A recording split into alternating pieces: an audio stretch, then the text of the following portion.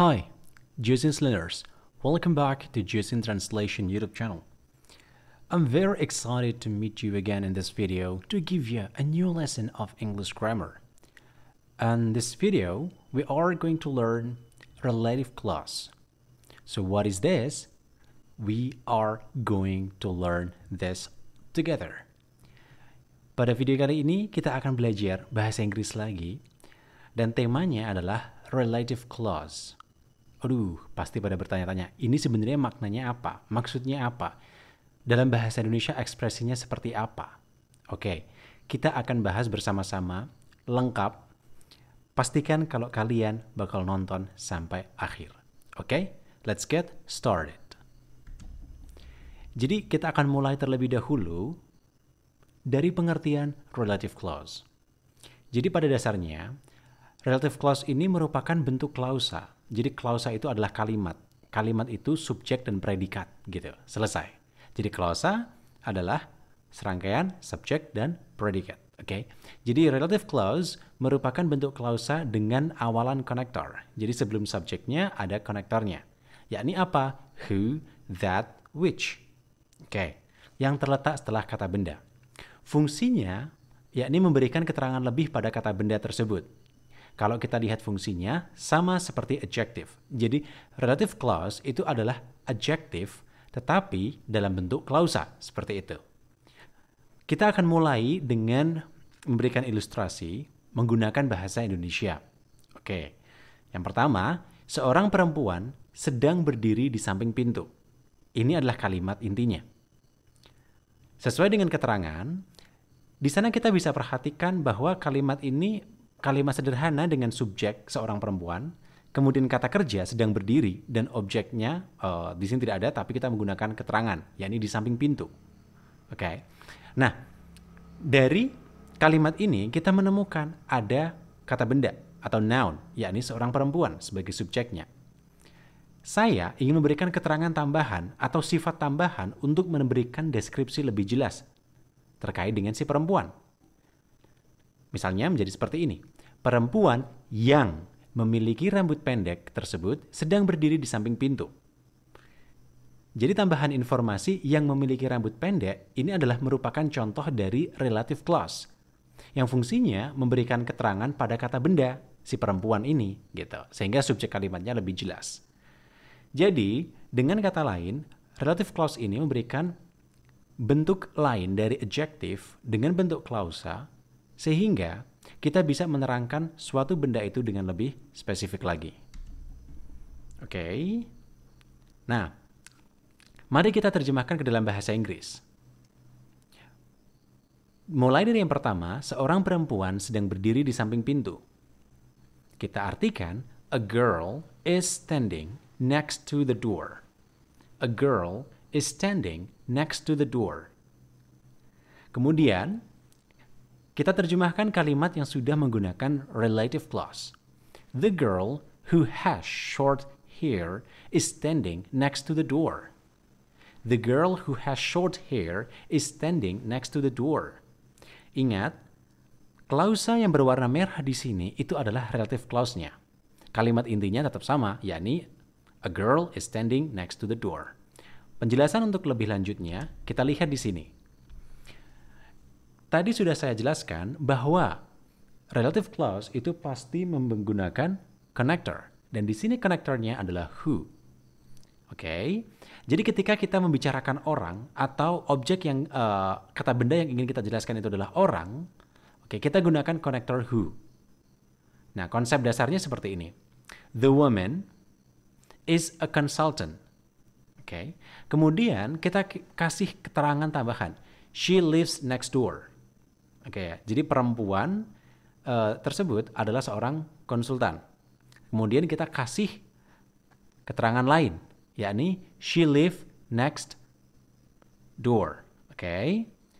Nah, karena kita ingin menyisipkan keterangan she live next door ini biar tidak mubazir kalimat, kita berikan kalimat ini untuk menjelaskan si perempuan. Maka menjadi the woman who lives next door is a consultant. Nah, she karena sudah merujuk pada the woman, maka kita ganti saja menjadi connector. Nah, karena konektornya itu adalah orang, maka kita gunakan who gitu. Itulah kenapa disebut relatif. Jadi, bentuk dari konektor ini mengikuti apa yang kita jelaskan. Gitu. Jadi kita ganti kata she merujuk pada woman dengan konektor who. Contoh lebih banyaknya seperti ini. Melinda is a singer who has performed on the stage many times. Kalimat intinya adalah Melinda is a singer, just that. Jadi Melinda itu adalah seorang penyanyi. Tapi kita mau kasih keterangan tambahan, penyanyi yang seperti apa gitu. Jadi kita kasih tambahan Melinda is a singer who yang has performed. Jadi kalimat yang berwarna merah ini sama harus mengikuti tenses. Who has performed on the stage many times. Yang sudah tampil di panggung beberapa kali gitu.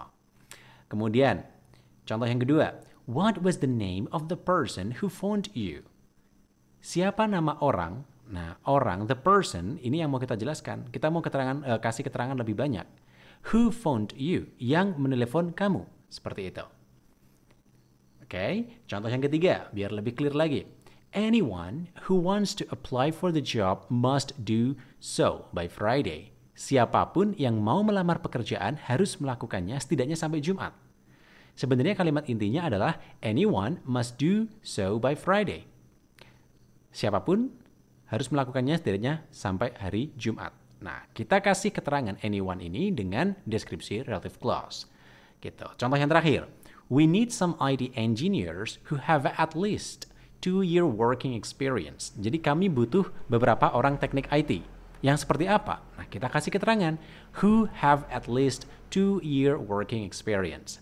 Nah, ini adalah bentuk dari relative clause. Sehingga kalian apabila mau bandingkan dengan bahasa Indonesia hampir mirip gitu. Bedanya dalam bahasa Indonesia kita cuma bilang yang.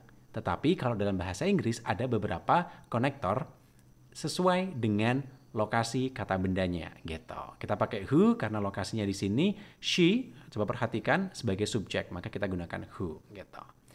Alright. Dan sebagai catatannya, kita bisa ganti kok who dan that gitu. Jadi dari who menjadi that. We need some IT engineers who or that have at least 2-year working experience. Jadi kalau that ini istilahnya sapu jagat, ya bisa dipakai untuk semuanya. Jadi yang paling common adalah that. Untuk spoken English itu that boleh. Tapi kalau untuk formal English alangkah lebih baik mengikuti relative clause who gitu. Kemudian ketika kita membicarakan benda, oke ya, benda, bukan orang maksudnya, non-personal, kita gunakan konektor which, gitu. Kita gunakan konektor which atau that. Jadi, konsep dasarnya sebagai berikut. I don't like the company rule. It doesn't give any intensive payment for overwork hours. Oke, jadi ada kalimat intinya, I don't like the company rule. Saya tidak suka peraturan perusahaan. It itu merujuk pada the company rule. It doesn't give any intensive payment for overwork hours. Jadi, karena it ini adalah merujuk pada benda dan bukan orang, maka kita ganti menjadi which atau that. Itu boleh. I don't like the company rule which or that doesn't give any intensive payment for overwork hours. Gitu. Jadi kita di sini maksudnya adalah mengganti keterangan it ini untuk merujuk pada rule dengan konektor apa? Which atau that. Oke, clear? Nah, contoh lebih banyaknya seperti apa nih, Kak? Coba perhatikan di sini. I don't like stories. Itu adalah kalimat intinya. Oke, tapi cerita yang seperti apa gitu. I don't like stories which have unhappy endings atau I don't like stories that have unhappy endings. Jadi aku tidak suka cerita, selesai. Cerita yang seperti apa? Yang. Nah, yang. Jadi ini adalah relative clause-nya. Yang memiliki akhir sedih. Contoh yang kedua. Salim works for a company. Kalimat intinya itu. Tapi a company di sini kita mau kasih keterangan lebih. Salim works for a company which makes furniture. Atau Salim works for a company that makes furniture. Salim bekerja di perusahaan yang membuat furnitur. Gitu. Contoh yang terakhir, the machine is working again now. Mesinnya bekerja lagi sekarang gitu atau berfungsi lagi sekarang. Tapi kita mau kasih keterangan yang tadinya rusak gitu kan. The machine which broke down is working again now. Jadi mesin yang tadinya rusak sudah berfungsi lagi sekarang Nah, kalimat ini sehingga membuat ekspresi kita lebih bisa dimengerti untuk memberikan keterangan tambahan pada benda yang kita ingin spesifikasikan gitu. Nah, catatannya adalah connector that itu lebih umum digunakan daripada which. Nah, dan which seringkali digunakan untuk konteks yang formal written English. Oke, jadi that itu bisa pakai apa aja. Pokoknya easily ya, simply kalian pakai that aja. Mungkin itu adalah awalan untuk ya memberitahu pada kalian bahwa dalam berekspresi bahasa Inggris itu kita mesti tahu ya padanan dalam bahasa Indonesia dan bahasa Inggrisnya. Dan relative clause ini adalah bagian dari itu untuk memberikan keterangan tambahan. Maybe itu saja untuk video kali ini. Apabila kalian punya pertanyaan, silakan aja kalian drop down on the comment box below. Dan untuk setelahnya, kalian bisa keep updating terus konten-konten dari Josin Translation. Kalau kalian ingin materi dengan skripnya, silahkan kalian visit our website di www.josintranslation.com. Mungkin itu saja, kita akan ketemu lagi di video yang lain everyone. See ya international and sociable people. Bye then. Dadah!